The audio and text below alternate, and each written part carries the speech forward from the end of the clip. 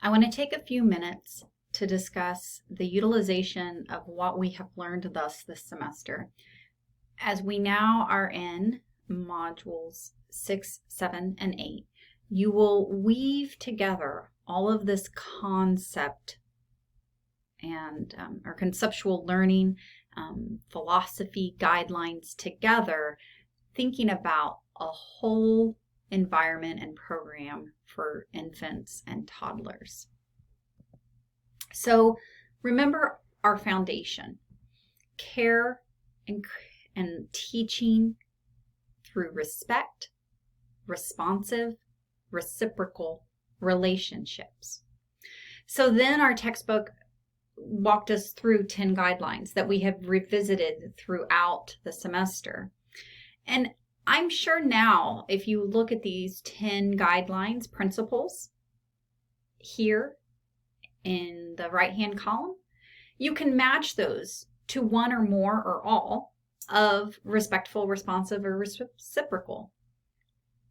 And you can start seeing how by involving a child in getting dressed, by involving a child in the meal preparation, eating, and cleanup, you're being respectful, you're being reciprocal. Quality time, how that can embed all three. So you're seeing those connections. Hopefully you take those 10 guidelines and we then come to this idea of play and care as the curriculum. So it's not this amazing fingerprint activity that you get on Pinterest. It's not circle time. It's not a group read aloud, but instead it's play, it's care, it's freedom. Notice the connections between the adult roles and responsibilities and what that looks like for infants, and how play becomes curriculum. Active participant and routines. Oh, wait, doesn't that go to number 1? Things of interest that concern the child? Yes. Sensitive observation of needs. Isn't that reciprocal and respectful? So all of this in some ways is redundant. It's a different focus on the learning, on the play, on the care. We dove deeper into each of these 7 areas. Attachment. You have to allow time and opportunity for connection and support. It is okay, and we want children to cry when their parents leave. We want them to miss their family. At the same time, with consistency, with respect, with stable, predictable routines, children too will grow attached to us as their caregivers. Perception. We know that children need sensory learning, bath time, meal time, reading books, going on walks, mouthing toys, all appropriate and natural ways that children learn about their world and grow and develop. Your motor skills chapter, and specifically your motor mapping assignment, should really come to mind as you're reading this chapter on the physical environment. What I saw through your motor maps, this great learning that happened, was that your environment for infants and toddlers must allow for lots of movement, lots of going. Encourage it. Allow for messy play. Not maybe messy as far as mud and dirt and gross things everywhere. That too shall happen. But really messy in that you will end up with pretend food with the blocks. And you will end up with dolls with pretend tools. And that is okay. We must allow for that. That is one reason why a toddler room and an infant room, or an early childhood room, a 0 to 3 room in group care, should not look like a preschool classroom. Specifically, our textbook mentions you should not have separated centers with designated spaces in an infant or toddler classroom, because that is not how they work. They are messier and more integrated in their learning.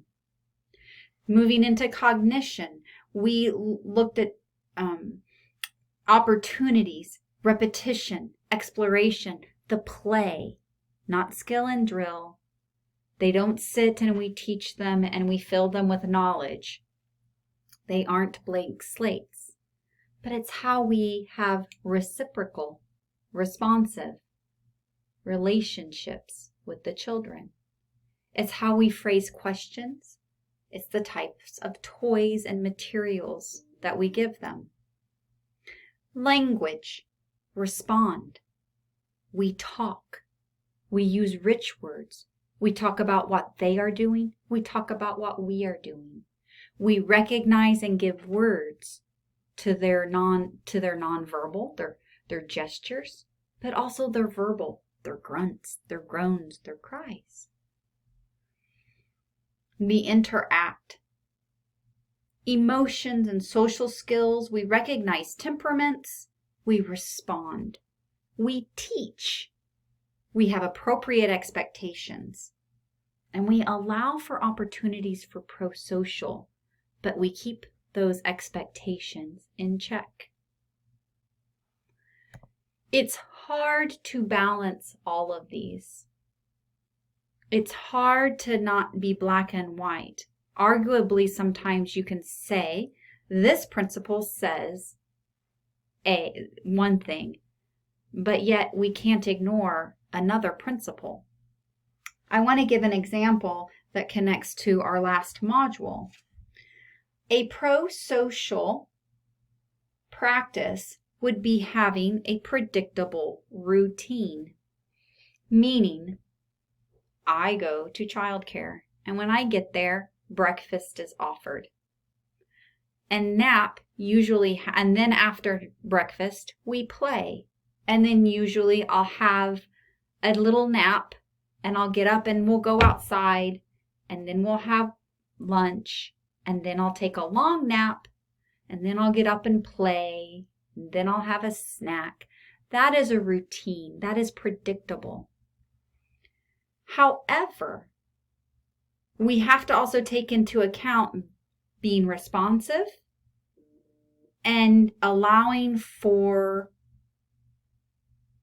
different needs at different times. And so although we should have a routine, we have to recognize the whole child. And by doing so, we have to recognize that there will be occasions where the infant who typically naps twice a day will need 3 naps. And every once in a while, that infant will only take 1 nap. We have to have flexibility and responsiveness that they might come in for breakfast and not eat. But yet when they turn around 2 hours later and are cranky, we should not say, no, you have to wait till lunch. We have to respond and look at the whole child and say, I think you're hungry. Let's eat some food. So it's a balancing act of taking all the guidelines together and kind of keeping them, I'll say, in check with each other. Because anytime we have an absolute, we get into trouble. And that's one thing that is different in a college class versus trainings that you might have for a work environment, is that here we teach philosophy and we teach development to the understanding that we want you to be able to apply it and problem solve yourselves. And so you weave this together to create and analyze the physical environment. And that's what you're going to do here in Module 6.